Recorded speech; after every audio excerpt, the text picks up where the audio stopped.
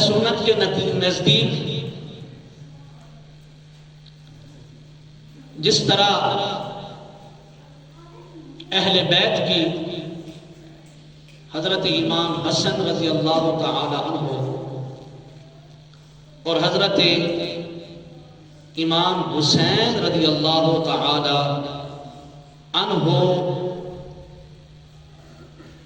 کی محبت ضروری ہے، اہل بیت کی اہل سنت کے نزدیک محبت ضروری ہے، اسی طرح صحابہ کرام علیہم الرضوان کی اہل سنت کے نزدیک محبت ضروری ہے۔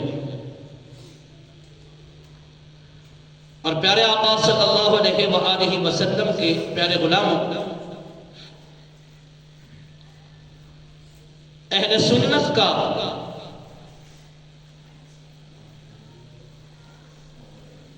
صحابہ کی محبت کے بغیر بھی گزارا نہیں ہوتا اور اہل بیت کی محبت کے بغیر بھی گزارا نہیں ہوتا۔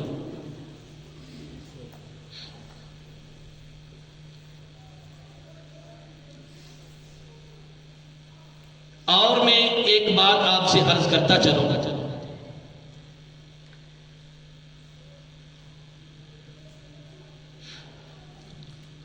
اگر کوئی بندہ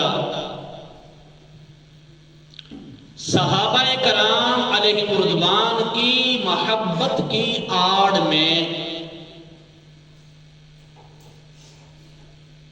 اہل بیت پر اعتراضات کرتا ہے، طعن و تشنیع کا نشانہ بناتا ہے، ہمارے نزدیک اہل بیت کے ساتھ عداوت اور دشمنی رکھنے والا بندہ بدبخت ہے، بد نصیب ہے، بے ایمان ہے۔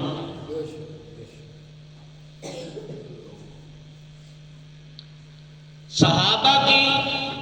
محبت کی آڑ میں اہل بیت کے ساتھ عداوت رکھنا یہ بھی بدبخت اور بے ایمان کی نشانی ہے۔ اسی طرح اہل بیت کی محبت کی آڑ میں صحابہ کے ساتھ بغض اور عداوت رکھنا یہ بھی بے ایمان بندے کی نشانی ہے۔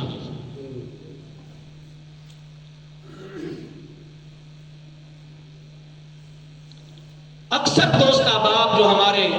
اہل سنت کے لوگ ہیں وہ اکثر کہتے رہتے ہیں بھائی کسی کو کچھ نہیں کہنا چاہیے، کسی کو کچھ نہیں کہنا چاہیے، تو الحمدللہ رب العالمین ہم کسی کو بھی کچھ نہیں کہتے، ہم سب کے ماننے والے ہیں۔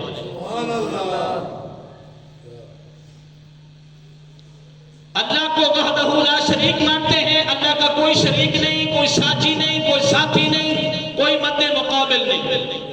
اللہ وحدہ لا شریک ہے۔ نہ اللہ کی ذات کے اندر کوئی شریک ہے، نہ اللہ کی صفات کے اندر کوئی شریک ہے۔ تمام نبیوں کی ہم عزت کرتے ہیں، ادب کرتے ہیں، احترام کرتے ہیں، سب نبیوں کو ہم دل اور جان سے مانتے ہیں، اور سب پر ہم ایمان رکھتے ہیں کہ سب نبی حق ہیں، اور نبی کریم صلی اللہ علیہ وآلہ وسلم کو ہم آخری نبی مانتے ہیں کہ آپ کے بعد نبوت کا دروازہ بند ہو گیا، آپ کے بعد کوئی نبی نہیں آئے گا، آپ آخری نبی ہیں اور یہ آخری امت ہے، اور یہ قرآن پاک آخری اللہ کی کتاب ہے۔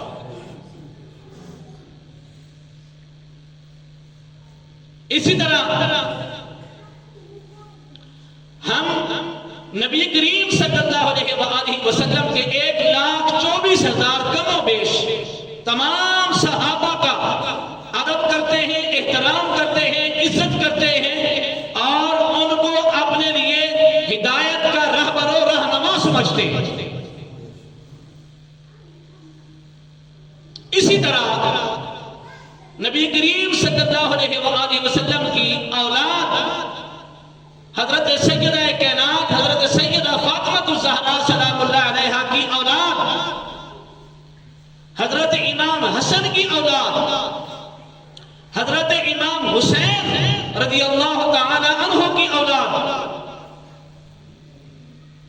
ہم تمام آل نبی اور اولاد علی کا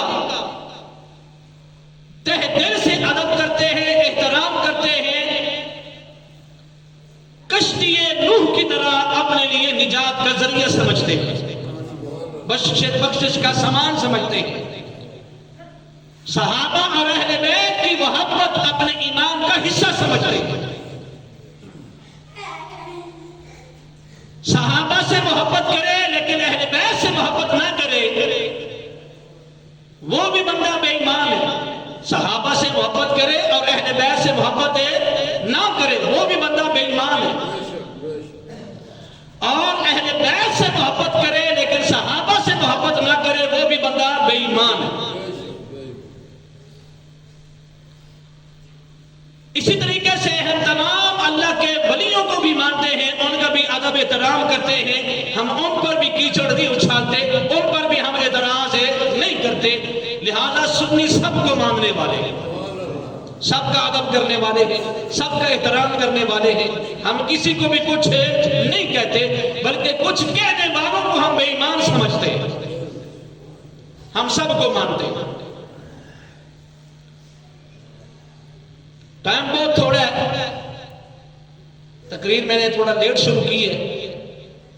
آج جو میں نے قرآن اور حدیث مبارکہ پیش کرنی تھی وہ آج رہنے دیتے ہیں، اگلے جمعہ انشاءاللہ اسی پر ہی پڑھا دیں گے، اللہ کی مرضی ہوئی تو، اللہ نے چاہا تو۔ لیکن سنیں میری بات، پیارے آقا صلی اللہ علیہ وآلہ وسلم کے پیارے غلاموں، ہمیں امن اور بھائی چارہ قائم رکھنے کے لیے سب مکاتب فکر اور مسالک کے لیے یہ ضروری ہے جو ان کے معتقدات ہیں، جو ان کے مسلمات ہیں، جو ان کی شخصیات ہیں، جن جن کو وہ مانتے ہیں ان کا ادب اور احترام کیا جائے۔ مجھے یہ کوئی حق نہیں ہے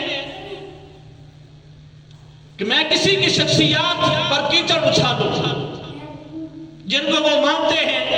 ادب اور احترام کرتے ہیں، میں ان پر کیچڑ اچھالوں، گالی گلوچ کروں یا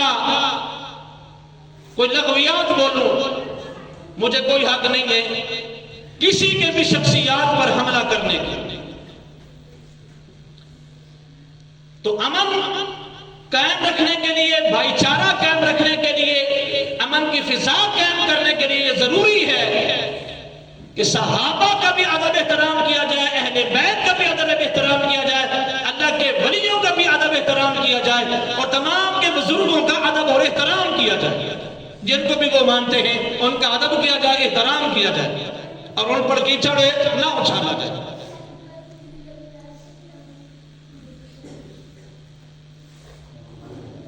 تو دوستو توجہ میری طرف، میں اپنی گفتگو ختم کرنے لگا، توجہ میری طرف۔ ایک بندہ ہے وہ مجھے برا بھلا کہتا ہے یا آپ کو برا بھلا کہتا ہے، اور ایک بندہ ہے جو امام حسن و حسین کو استغفر اللہ ثم استغفر اللہ برا بھلا کہتا ہے اور یزید کو اچھا سمجھتا ہے۔ کچھ ایسے لوگ پائے جاتے ہیں جو یزید کو جنتی کہتے ہیں، یزید کو رحمت اللہ علیہ کہتے ہیں، تو جہاں یزید جائے وہ بھی ادھر جائے، ہمارا ان کے ساتھ کوئی سروکار نہیں ہے، ہمارا کوئی مطلب نہیں ان لوگوں کے ساتھ جو یزید کو اچھا جانتے ہیں۔ لیکن آپ کو اور مجھے برا کہنے والا بندہ وہ اتنا بڑا مجرم ظالم نہیں ہے جتنا اہل بیت پر بکواسات کرنے والا اور یزید کو اچھا کہنے والا ظالم اور مجرم ہے۔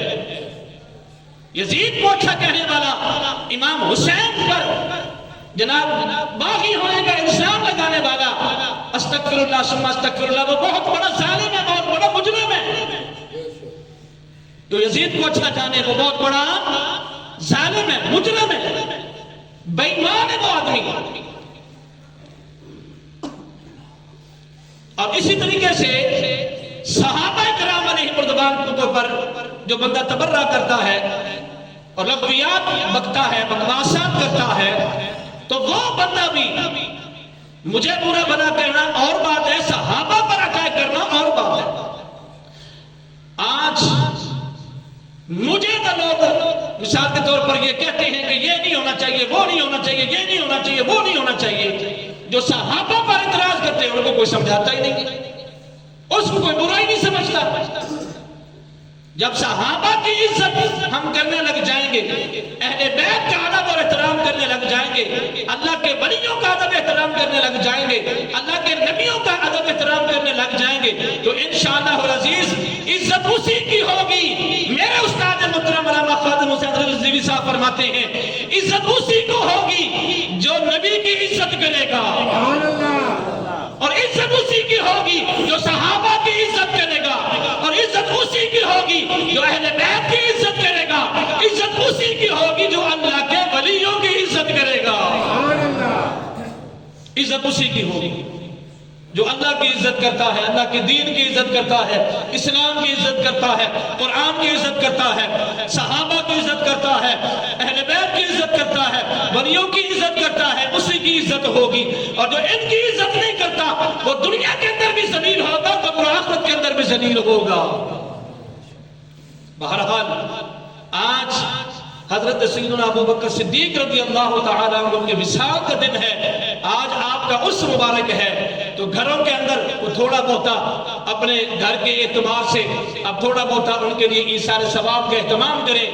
اور نبی کریم علیہ السلام کے سسر ہیں حضرت ابو بکر صدیق، اور آقا صلی اللہ علیہ وآلہ وسلم کا فرمان ہے جن کو میں نے اپنی بیٹیاں دی ہیں